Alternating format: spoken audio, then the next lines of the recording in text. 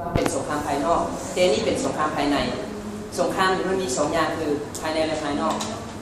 ซึ่งว่าสงครามภายในนี่คนเราสิได้ต่อสู้ทางด้านความคิดจุดหลักๆคือต่อสู้ทางด้านความคิดบ่แม่นความคิดของคนอื่นเป็นความคิดของตัวเองความคิดของเรานี่สำคัญในเวลาเราต้องการสิ่งใดสิ่งหนึ่งขึ้นมา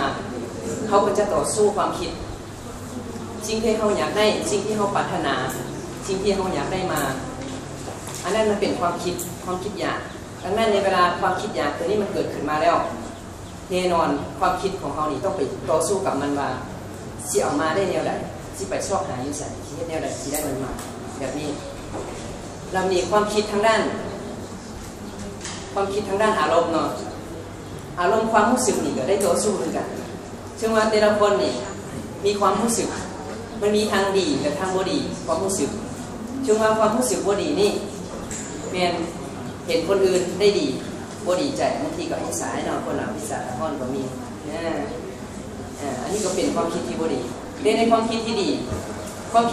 ก็มีปัญหากันได้ต่อสู้กันเช่นว่าเขาอยากเรียนหนังสือหรือว่าเขาอยากบรรลุเป้าหมายหรือว่าเขาอยากสร้างความฝันของเขาเป็นจริงตัวนี้เขาก็ได้ต่อสู้คือมาดิ้นรนหาเพื่อว่าสิได้บรรลุเป้าหมายอันนี้เป็นความคิดที่ดีแต่ว่ายังได้ต่อสู้คือเก่าบานี้มาเขาทางด้านภายนอกเนาะมันมีทางนอกและทางในทางนอกเนี่ยก็คือต่อสู้ทางด้านสังคมนี่กว้างหลายสังคมชื่อว่าในสังคมนี่เดี๋ยวนี้ยังง่ายเนาะเดี๋ยวนี้อยู่ในลาวนี่เขา AEC แล้วทางด้านการต่อสู้นี่เพราะว่าจะเป็นทางด้านทุกด้านเลยใช่ไหมโมเมนต์เป็นสปอร์ตด้านใดด้านหนึ่งล้วนแล้วแต่มีการแข่งขันกันได้กันถึงว่าไผได้ดีผู้นั้นชนะไปผู้นั้นได้กำไรไปคืออันนี้คือยุคปัจจุบันคือว่ามีการแข่งขันกันสู้อันนี้เขาต้องได้ต่อสู้เกี่ยวกับสังคมแล้ววันนี้เรื่องสังคมยังมีอีกคือวัฒนธรรมที่คงประเพณีอันนี้ก็ได้ต่อสู้กันมีหลายคนใครบอกว่าคนลาวนี่เชื่อถือที่คงประเพณีถือว่าหนักที่สุดทุกเดือนต้องมีบุญประเพณีมีบุญเทศกาลแต่ว่าสิ่งที่ต่อสู้คือความคิดของตัวเองความคิดแนวไหนบางทีเนาะมันอาจจะคนเขาอาจจะมีความเชื่ออย่างเต็มร้อยบางคนก็อาจจะเชื่อหรือไม่เชื่อความคิดมันจะขัดแย้งกันวันนี้ไปวัดนี่ผมไปว่าแน่คิดแล้วต่อสู้กับตัวเองแล้ว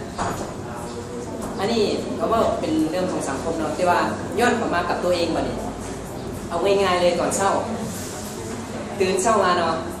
ทั้งที่ว่าตื่นตาเนี่ยตื่นแล้วแต่ว่าไม่อยากลุกต้องได้ต่อสู้กับตัวเองลุกก็แบบเงียบยันอันนี้ต้องต่อสู้กันนี้มาพอดีเนาะสำหรับการต่อสู้คือสงครามที่เกิดภายในจิตใจของเราในการควบคุมนั้นเราต้องได้เรียนรู้จากภาวะจิตใจของเราต้องได้เรียนรู้จากมันคือธรรมชาติของจิตใจนั้นเข้าใจ